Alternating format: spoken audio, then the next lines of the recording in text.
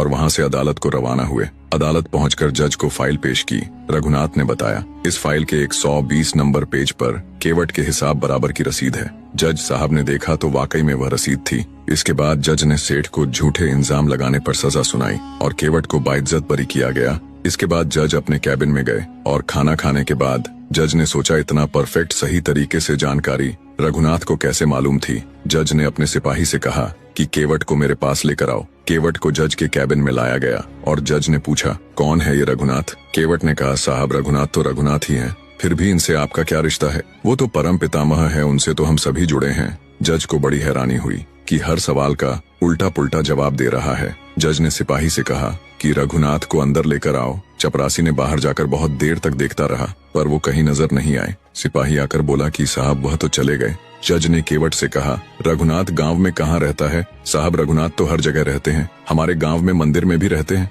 सिपाही बोल पड़ा, साहब जिसने चिट्ठी में साइन किया था ये वो रघुनाथ नहीं था। तो ये कौन था? साहब चिट्ठी पर पुजारी ने साइन किया था, उनसे ही जानकारी मिल सकती है। जज को कुछ समझ नहीं आ रहा था कि आखिर हो क्या रहा है। चिट्ठी जिसको भेजा वह मिला नहीं, साइन जिसने किया वह आया नहीं, गवाह जिसका दिया उसे पता नहीं, आखिर रघुनाथ था कौन? ये सभी सवाल जज के दिमाग में बवंडर की तरह चल रहे थे। जज अगले दिन सबसे पहले उनके गांव पहुंचे। वहां सभी गांव के लोग भी जुड़ गए। जज बोले, इस गांव में रघुनाथ नाम का व्यक्ति कौन है?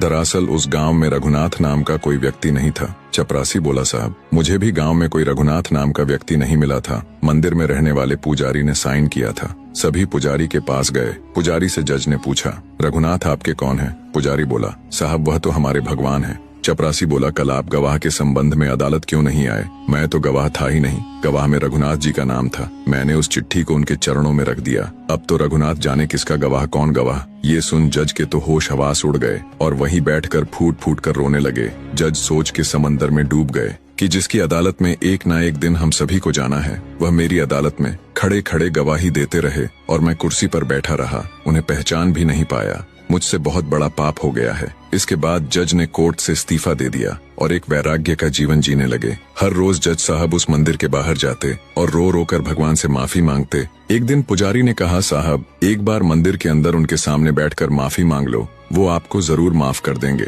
जज बोले, पुजारी जी मैं किस मुंह से अंदर जाऊं? मैं तो उनको मुंह दिखाने के लायक भी नहीं हूँ। जो भी रूखा सूखा मिलता पहले वह भगवान को लगाते और फिर वह खुद खाते। ऐसा करते करते जज को 1 वर्ष बीत गया। जज को लोग पागल कहने लगे थे, लेकिन जज हर मौसम में हर एक दिन उनके मंदिर के बाहर हाजिरी लगाने आता था। ऐसे ही एक दिन जज को पूरे दिन खाने को ना मिला।